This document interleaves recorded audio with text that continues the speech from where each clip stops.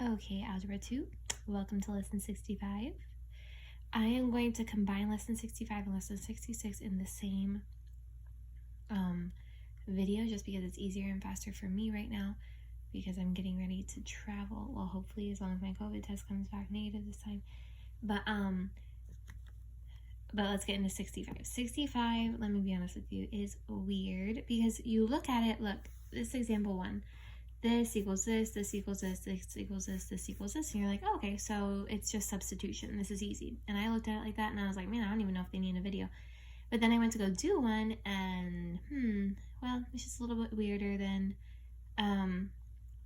it seems at first. So look, you first need to know, number 1, that these are a little bit harder than usual. So you need to take a little bit of time to write out all the information and look at it and decide what you want to try to do. You just need to execute something. If it doesn't work out, then you just erase it and then you go back and try it again. So don't just look at it and then be like, no, Miss Jessica, send a picture to me. I completely don't understand this. Or put a circle around it and say, nope, I completely don't understand this. No, you got to try. If you try, then I can help you. And I can see like where you went. One alumno in this class always sends me a picture of what he did and then a voice note to explain where he got stuck. And so it's super helpful because then it's very easy for me to come in and say, okay, I think that you could have just did this, or there was a little error right here, etc., etc., okay? This is like the worst lesson to do on a Tuesday because that's my travel day. So if you do send me questions, I'm not going to get mad if you send me questions, but I want to see that you at least tried. So send me a picture of this. I probably won't get to it on Tuesday though. I will probably get to it on Wednesday, which is fine. You just look at it on the next time that you're doing your homework. Okay, maybe I won't do it in the same video because I don't even know if I'm going to get this done in 15 minutes. So we'll see how it goes. Okay, so what I did first and what you need to do is I write down all my information. Okay, then I put over here what I'm looking for. There's always 4. Okay. Now what I've been doing is I've been using this guy always as my my main equation. Look, down here I did the same thing. I've already done them because I needed to make sure that I could get the right answer. Okay, so what I do is I look at all these other equations and I see what is going to benefit me on how to manipulate them. So like I need, let's see, I need TB because over here, TB can equal 6 over RB. And I can eventually, my theory is that I can eventually get to RB. What I want to do is that this main equation, I want to turn into only one unknown. Okay, so for example, look, I made this TB equal 6 over RB, and I put that in for TB. Cross out TB, put 6 over RB. Now I have RW. Well, you look at RW, and RW, oh, pardon, I don't have RW yet. I have TW. So I look at TW in my equations, not there, it's there. TW equals RW. Okay, well, I need RB. Okay, well, you look at RW, and you find that RW can equal RB. And you're already like, no, don't go on. I have no idea what you're talking about. You just gotta find the one of these 4 unknown variables that you can manipulate your main equation, and I always choose this as my main equation, to equal. Okay, so I look at my TB. What are my options with TB? My options with TB are RB. Okay, great. So let me make my goal RB. I manipulate this one into RB and put it in. My next option here is TW. Oh, great. TW doesn't give me the option for RB, but look, RW gives me the option for RB. So now it's a 2-step process. I make this equal to TW, 6 over RW, and I put it in. TW equals 6 over RW. But I don't want RW, I want RB. I go over here, I make this RW equal RB over 3, and I plug it in there, RB over 3. Now, my equation is completely ugly, but the cool thing is that I can manipulate it and it has only RB with it, okay? So now I go over here. TB is now 6 over RB equals 2 minus 18 RB. How do you get that? Well, 6 over RB over 3, you flip-flop and multiply. Okay, 6 times 3 is 18, and RB is on the bottom. Okay, so now we're working with this. RB is here, so I'm going to move this over here so they have a common denominator. So now I have a positive 18 plus 6 all over RB equals 2, right? Okay, and then all I have to do is crisscross and multiply. 24 over RB equals 2 over 1, so RB has to equal 12. So I put what I know over here, 12. That's the first one I got. Well, now it's easy. If RB is 12, I go over here. Well, RW is 12 divided by 3, so RW is 4. I go over here. If RB is 12, TB equals 6 over 12, so TB is 1/2. And RW is 4, TW equals 6 over 4, so that's 3 over 2. And now I'm done. Okay, let's go to example 2.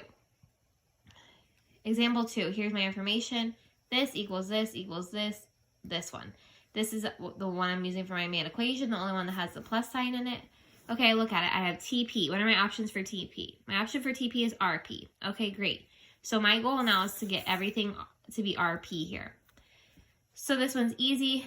TP equals 693 divided by RP, and I put that in. Now I look at TC. What's my option? My option for TC is RC. Well, I don't want RC. I want RP. So I go find RC. RC is over here, and yes, I can manipulate it to equal RP. Great. So I do. TC equals 165 over RC. I cross out RC to make it equal to RP over 3. So that means I need to flip-flop and multiply 3 times RP. 165 times 3 is 495 over RP. So now I have this equation with RP as a denominator, this one as RP as a denominator equals 12. I add those two together, this and this is 1,188 over RP equals 12. Crisscross and multiply, and RP equals 99. If RP equals 99, then this one over here, RP divided by 3 is RC, that's 33. Then I do RC over here, 165 divided by 33 is 5. And this one over here, RP is 99, 693 divided by 99 is 7. And that is your answer. Okay, so then, oops.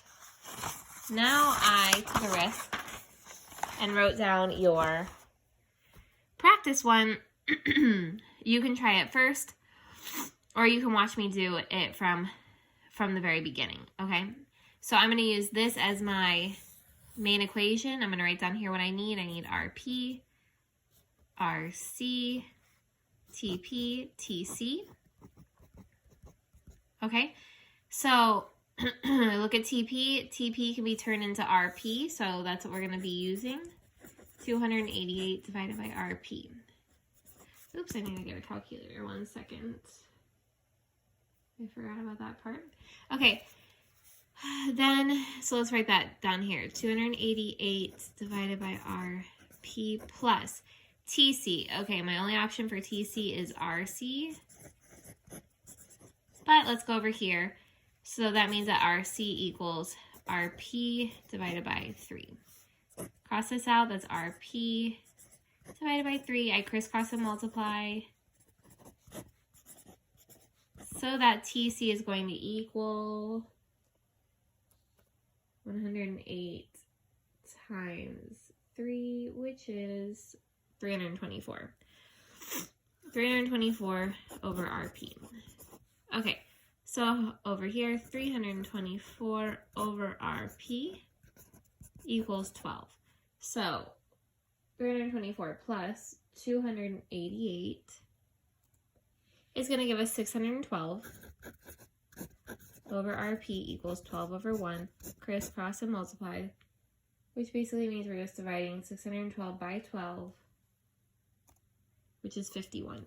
So RP is 51. Okay, if RP is 51, let's go over here. 51 divided by 3 is RC, which is 17. Okay, over here, if RC is 17, 108 divided by 17 is going to give us TC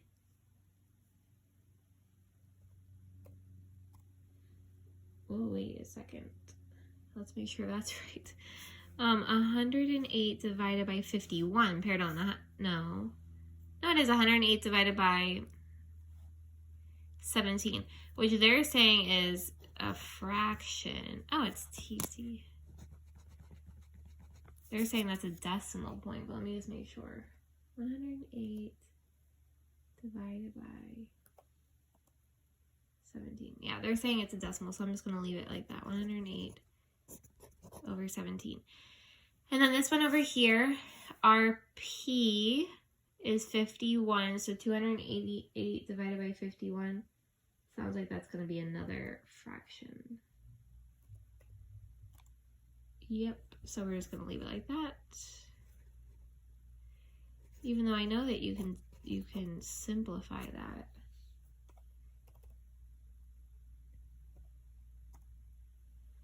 $96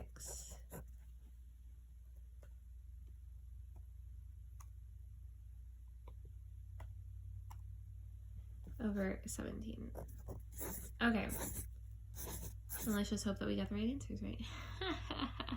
But either way, that is the process. So if I did a little error, you're still going to learn from it what needs to be done. And there's your lesson 65.